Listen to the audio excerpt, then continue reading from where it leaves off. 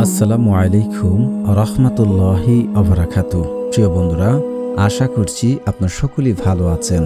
আপনাকে পাগলের মতো ভালোবাসবে আয়াতটি 3 বার পড়ুন। 100% গ্যারান্টি ও পরীক্ষিত একটি আমল। এই আমল যতজনই করেছে সবাই ফলাফল পেয়েছে, কারোই আমল বিফলে যায়নি। আজকের আমলটি যেই করবে সেই ফলাফল পাবে ইনশাল্লাহ। এটি পরীক্ষিত, বহুবার পরীক্ষিত, হাজারবার পরীক্ষিত আজকের এই আমলটি।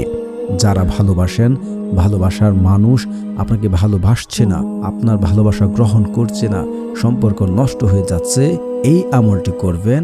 আয়াতটি 3 বার পরে ফু দিবেন ইনশাআল্লাহ।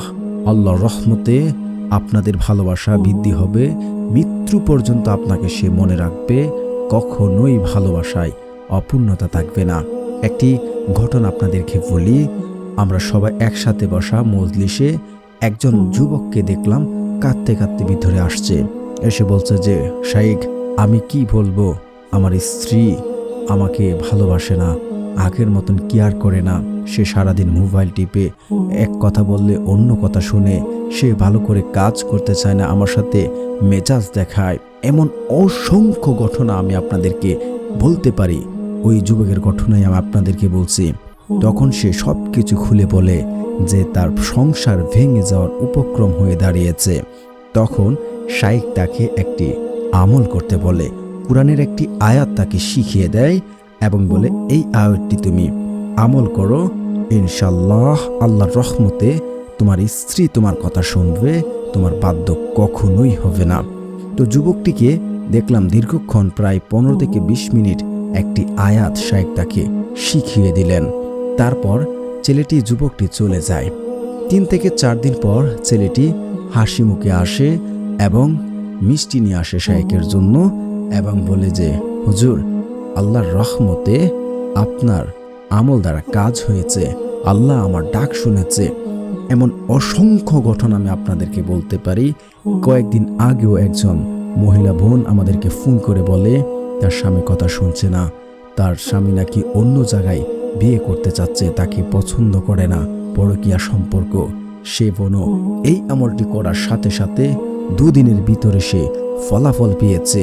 এটি অত্যন্ত গুরুত্বপূর্ণ একটি আমল।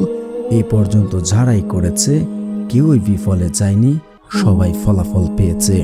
শুধু 3 বার পড়বেন, মিষ্টি দ্রব্যের উপরে ফু দিবেন, যাকে ভালোবাসেন তাকে খাওয়াবেন, সাথে সাথে কাজ হবে ইনশাআল্লাহ।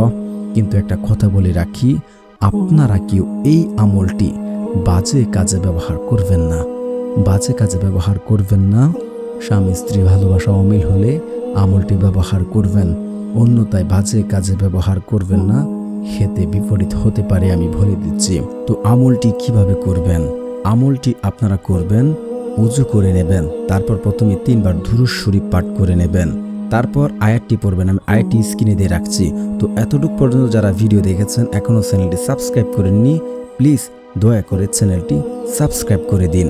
আমি আয়াতটি আপনাদের সামনে পড়ে দিচ্ছি। আয়াতটি হচ্ছে, ইউহিব্বুহুম ওয়া ইউহিব্বুনাহু আজিল্লাতিন আলাল মুমিনিনা আইজ্জাতিন আলাল কাফিরিন। আমি আপনাদের মুখস্থের ক্ষেত্রে আবারও পড়ে নিচ্ছি, ইউহিব্বুহুম ওয়া ইউহিব্বুনাহু আজিল্লাতিন আলাল মুমিনিনা আইজ্জাতিন আলাল কাফিরিন।